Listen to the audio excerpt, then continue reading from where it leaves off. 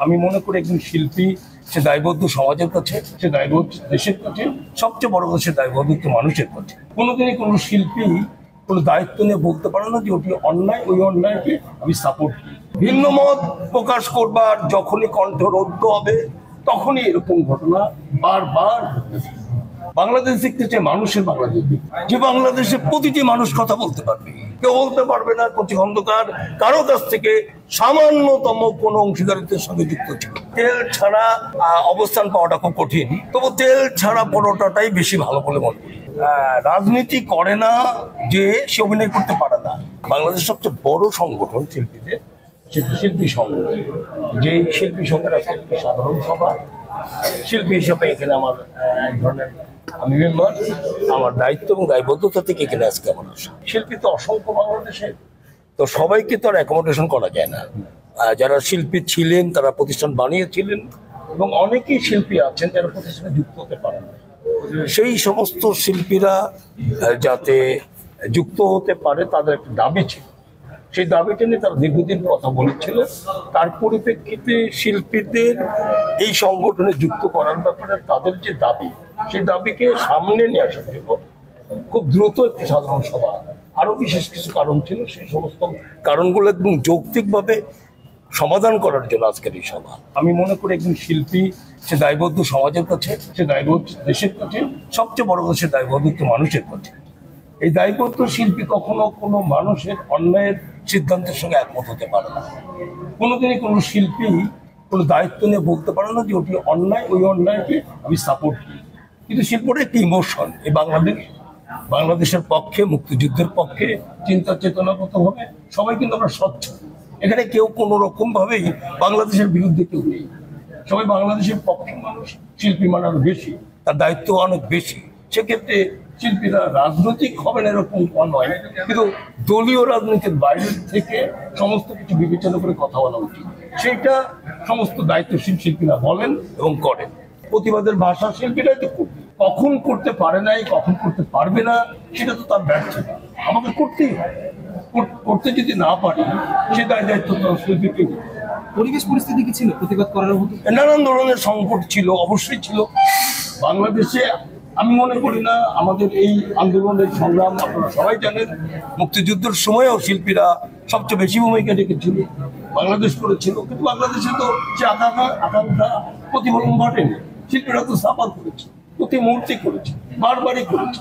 শিল্পীরা রক্ত দিয়েছে, শিল্পীরা গান করেছে, শিল্পীরা যুদ্ধ করেছে, তারপরে তো শিল্পীরা সাফার করেছে, জেল খেটেছে, নানা অন্যায়ের মধ্যে দিয়ে শিল্পীদের যেতে হয়েছে। বাংলাদেশ দেখতে চাই মানুষের বাংলাদেশ, যে বাংলাদেশে প্রতিটি মানুষ কথা বলতে পারবে, প্রতিটি মত প্রকাশ করতে পারবে, প্রতিটি মতের জন্য, প্রত্যেকটি মতের জন্য আমরা আবারও তার পাশে যে দাঁড়াবো।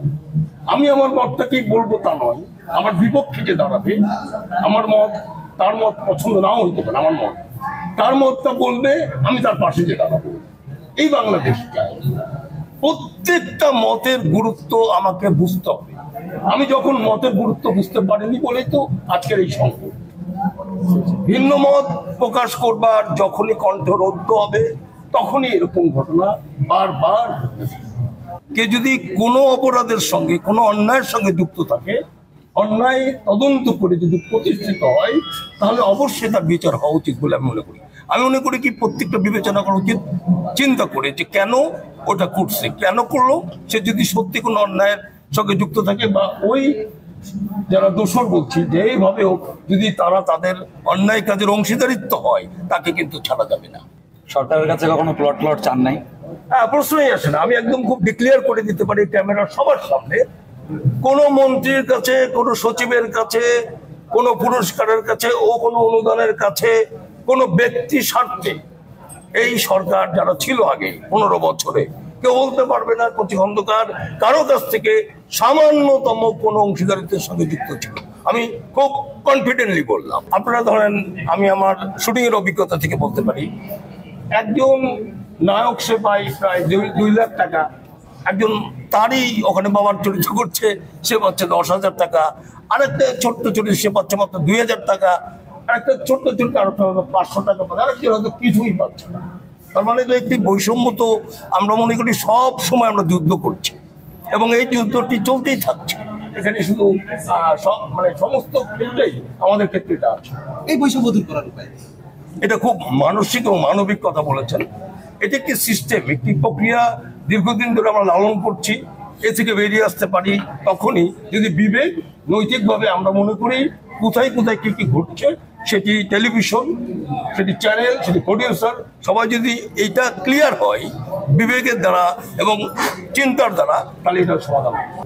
রাজনীতি করে না যে সে অভিনয় করতে পারে না, তাহলে আমরা সবাই রাজনীতি করি কিন্তু বুঝতে পারতেছি আমি রাজনীতি করছি। আসলে আমি তো লিখি, আমি ডিরেকশন করি, এই দুটোতে আমার বেশি আগ্রহ। আপনারা সবাই জানেন যে আমি একটি নতুন ধারাবাহিক করতে যাচ্ছি। সেই ধারাবাহিকের নাম হচ্ছে তেল ছাড়া পরোটা। কারণ তেল ছাড়া পরোটা মানে কি, তেল দেওয়া এবং তেল না দেওয়ার যে সমাজ আমাদের হয়েছে, যারা একটু তেল দিয়ে চলে তাদের জন্য অ্যাডভান্টেজ, যারা তেল দিতে পারে না তারা ডিসঅ্যাডভান্টেজ হয়ে যায়। এই গল্পটা নিয়ে আমি সামনে আসছি। একটা প্রশ্ন, অভিনয় জীবনে কাউকে তেল দিয়েছেন? হ্যাঁ, তেল তো আসলে চমৎকার প্রশ্ন করেছে যে আসলে তেল ছাড়া অবস্থান পাওয়াটা খুব কঠিন, তবু তেল ছাড়া পরোটাটাই বেশি ভালো বলে মনে করি, সবার জন্য শারীরিকভাবে অনেক শক্তিশালী। সংবাদ, ফিচার ও অনুষ্ঠানের জন্য ভিজিট করুন সংবাদ প্রকাশের ওয়েবসাইট এবং যুক্ত থাকুন ফেসবুক পেজ ও ইউটিউব চ্যানেলের সঙ্গে।